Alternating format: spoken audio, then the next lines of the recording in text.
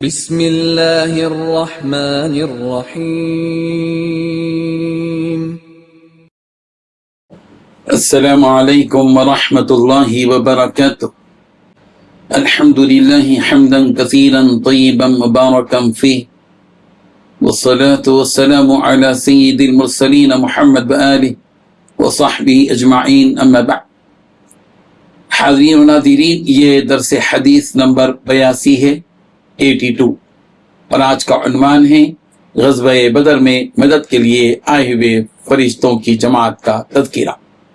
روایت سماعت کیجیے، ترجمے کے بعد تشریح کی جائے گی۔ بسم اللہ الرحمن الرحیم۔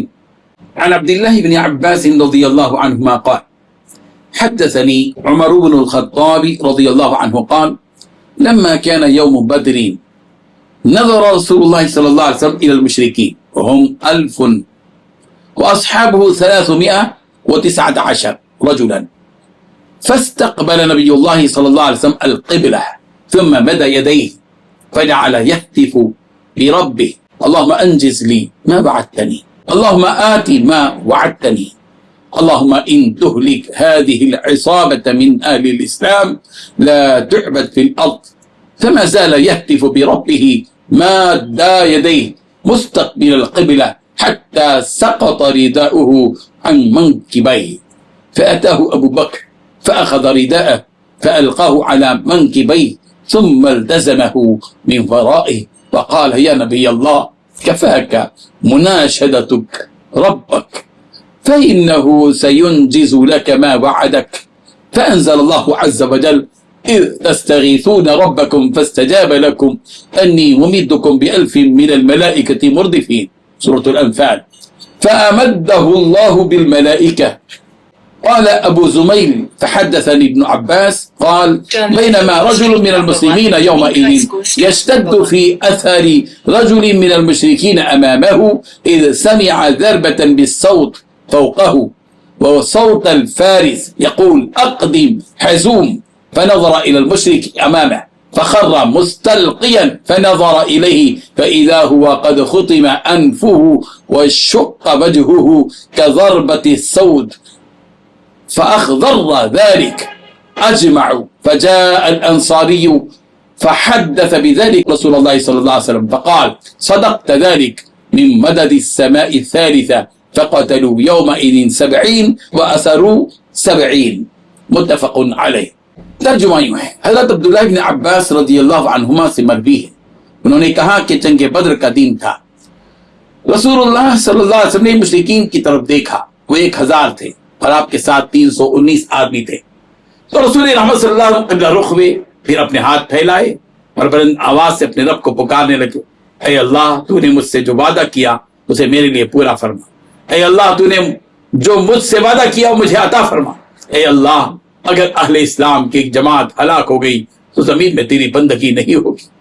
آپ علیہ الصلوۃ والتسلیم قبلہ رو ہو کر اپنے ہاتھوں کو پھیلائے مسلسل اپنے رب کو پکارتے رہے، حتیٰ کہ آپ کی چادر آپ کے کندھوں سے گر گئی۔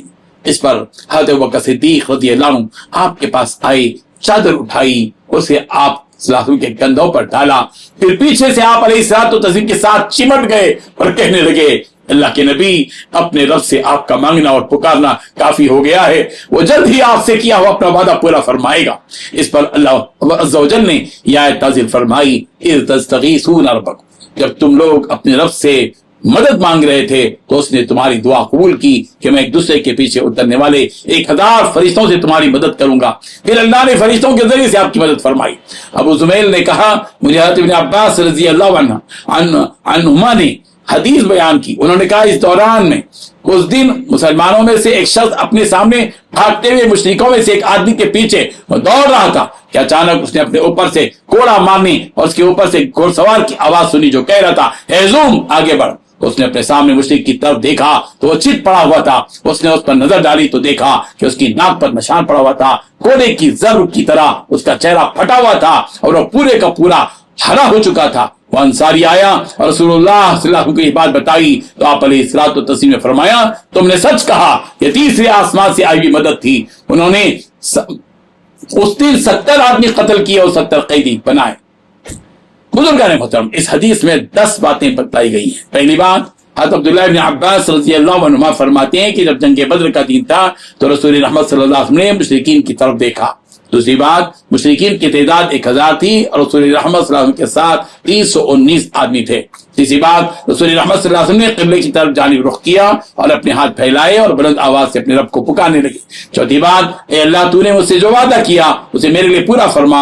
اے اللہ تو نے جو مجھ سے دینے وعدہ کیا مجھے عطا فرما. پانچویں بات، اے اللہ اگر اہل اسلام کی جماعت ہلاک ہو گئی تو زمین میں تیری بندگی نہیں ہوگی. رسول اللہ صلی اللہ علیہ وسلم قبلے کی جانب رخ فرما کر اپنے ہاتھوں کو پھیلائے مسلسل اپنے رب کو پکارتے رہے یہاں تک کہ آپ علیہ الصلوۃ والتسلیم کی چادر آپ علیہ الصلوۃ والتسلیم کے کندھوں سے گر گئی. چھٹی بات، اس حالت کو دیکھ کر حضرت بکر صدیق رضی اللہ عنہ آپ علیہ الصلوۃ والتسلیم کے پاس آئے، چادر اٹھائی اور اس چادر کو آپ علیہ الصلوۃ والتسلیم کے کندھوں پر ڈالا. پھر پیچھے سے آپ کے ساتھ چمٹ گئے اور کہنے لگے اللہ کے نبی صلی اللہ علیہ وسلم اپنے رب سے آپ کا مانگنا اور پکارنا کافی ہو گیا اور جلد ہی آپ سے کیا ہوا اپنا وعدہ پورا فرمائے گا.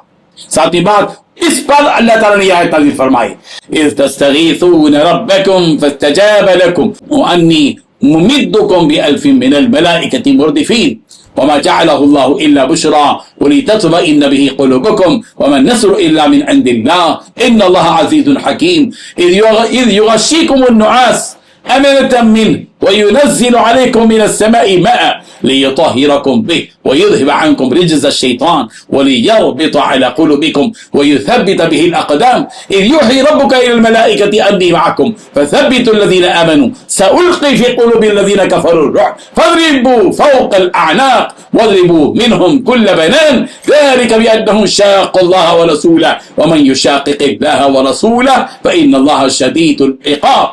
ترجمہ یوں ہے، وہ اور اس وقت کو یاد کرو جو تم اپنے پروردگار سے فریاد کر رہے تھے، پھر اسے تمہاری فریاد سن لی اور فرمایا کہ تمہیں لگاتار 1000 فرشتوں سے مدد دوں گا. اور اللہ نے یہ بس اس لیے کیا کہ تمہیں بشارت ہو اور تاکہ تمہارے دلوں کو اس سے اطمینان حاصل ہو جائے، ورنہ فتح تو بس اللہ ہی کے پاس سے ہے. بے شک اللہ تعالیٰ غالب حکمت والا ہے. اور وہ بھی یاد کرو جب اللہ نے اپنی طرف سے چین دینے کو تم پر نیند کو بھیج دیا تھا اور آسمان سے تمہارے لیے پانی اتار رہا تھا کہ اس کے ذریعے سے تمہیں پاک کر دے اور تم سے شیطانی وسوسے کو دفع کر دے اور تاکہ تمہارے دلوں کو مضبوط کر دے اور اس کے باعث